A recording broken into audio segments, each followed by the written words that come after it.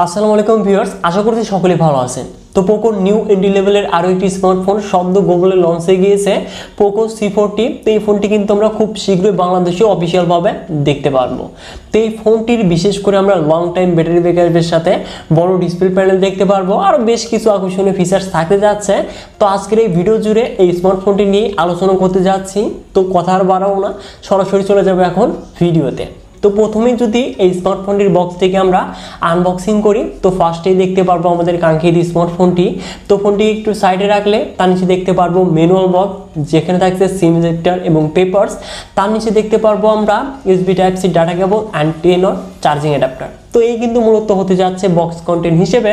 তো এবার যদি মুভ করা যায় এই স্মার্টফোনটিতে, তো এই ফোনটির ফ্রেম এবং রিয়ারে দেখতে পারবো আমরা পলিকার্বনেট ম্যাটেরিয়াল, এবং রিয়ারে কিন্তু আমরা ম্যাট ফিনিশ দেখতে পারবো, যেটি কিনা লেদারের সাথে আসতে যাচ্ছে। এবং এই ফোনটি আনুমানিক 3টি কালার ভেরিয়েন্টে দেখতে পারবো, ব্লু, ব্ল্যাক এবং ইয়েলো কালার।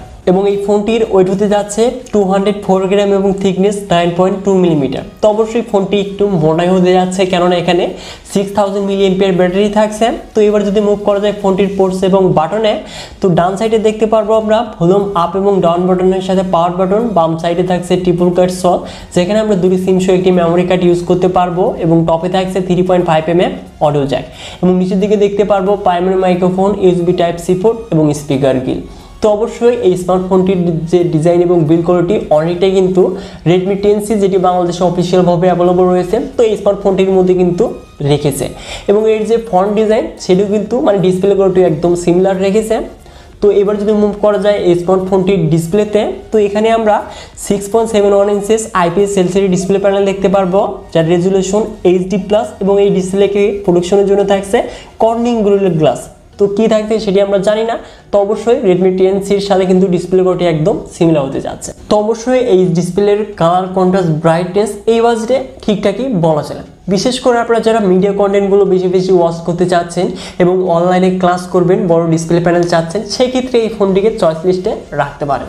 তো এবার যদি মুভ করা যায় এই স্মার্টফোনটির পারফরমেন্সে, তো এখানে আমরা দেখতে পারবো অ্যান্ড্রয়েড ভার্সন 11 এর সাথে MIUI 13 রান করবে, যেখানে চিপসেট হিসেবে থাকছে JLQ, যেটি কিনা 11nm আর্কিটেকচারে তৈরি একটি অক্টোকোর প্রসেসর, যার সর্বোচ্চ ক্লক স্পিড 2.0 GHz, যাতে জিপিইউ হিসেবে থাকছে Mali G57 MC1। তো এটি কিন্তু একটি নিউ চিপসেট। তো আপনারা অনেকেই হয়তো কনফিউশনে পড়ে গিয়েছেন যে এই চিপসেটটি থেকে আসলে কেমন পারফরমেন্স পাওয়া যাবে। তো পাবজিতে এটিতে HD হাই সেটিংসে সর্বোচ্চ আমরা প্লে করতে পারবো, এবং লাগের দেখা তো অবশ্যই পাবোই। তো এই ফোনটি বিশেষ করে আপনারা যারা হ্যাভি গেমার রয়েছেন তাদের জন্য নয়। তো আপনারা যারা নর্মাল গেমিং করতে চাচ্ছেন, নর্মাল যে গেমগুলো রয়েছে এই গেমগুলো প্লে করতে চাচ্ছেন, সেক্ষেত্রে কিন্তু এই ফোনটিকে চয়েস লিস্টে রাখতে পারেন। হ্যাভি গেমারদের জন্য আমি কখনোই এটি সাজেস্ট করব না। তো এবার যদি মুভ করা যায় এই স্মার্টফোনটির রিয়ারে, তো রিয়ারে দেখতে পারবো আমরা ডুয়াল ক্যামেরা সেটআপ, যার মেইন ক্যামেরাটি 13 মেগাপিক্সেল, যার অ্যাপারচার হলো 2.2, সাথে থাকছে 2 মেগাপিক্সেল ডেপথ সেন্সর। তো এই ফোনটির রিয়ার ক্যামেরা দিয়ে আমরা 1080p 30fps এর সর্বোচ্চ ভিডিও রেকর্ড করতে পারবো। এবং এই ফোনটির যে ফটো কোয়ালিটি তা হয়তো আপনারা দেখতেই পাচ্ছেন। তো এই বাজেটে আসলে এভারেজ বলা চলে। তো অবশ্যই photo quality, details, dynamic range, তো এগুলো কিন্তু বেটারই হতে যাচ্ছে। বিশেষ করে নাইট মোডের ফটোগ্রাফি এবং ভিডিওগ্রাফিও কিন্তু অনেকটাই বেটার বলা যায়। এবং এই ফোনটির ফ্রন্টে দেখতে পারবো আমরা 5 মেগাপিক্সেল সেলফি ক্যামেরা।